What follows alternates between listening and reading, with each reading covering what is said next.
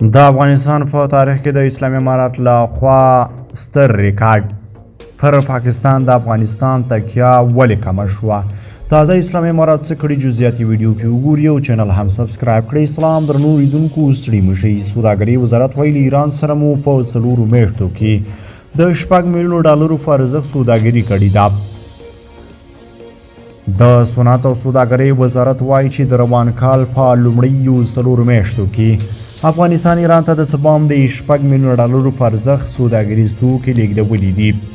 د صنعت او سوداګرۍ وزارت وایي چې له ایران څخه د افغانستان د وارداتو کچه مو شاوخوا 506 میلیونه ډالر اټکل کړې ده.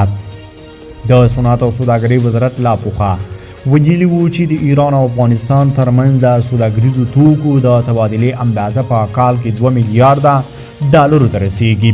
د وزارت له قوله چې هڅه کوي چې دا اندازه په کال کې 10 میلیارډه ډالرو ته لوړه کړي.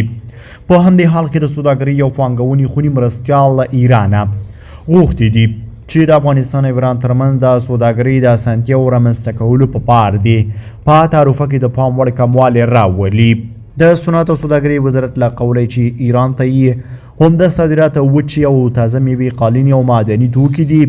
له دې مخکې د افغانستان او ایران د صنعت او سوداګریزو وزارتونو ویلي وو چې د دواړو هیوادونو د سوداګرۍ د لا ښه ودې په پار یې سوداګریزې ګډې خونې رامنځته کړي دي. بل پلو مالیې وزارت وایي چې د ډبرو سکرو د صادروونکو ټولنو د غوښتنو او نړیوالو نرخونو ته په کتو سره یې د سوداګرو د لا هڅونې په موخه د 1 ټن صادرېدونکي ډبرو سکرو ګمرکي محصول 10 امریکایي ډالرو ته کړی دی او دغه محصول د هیواد په ټولو ګمرکونو کې د تطبیق وړ دی.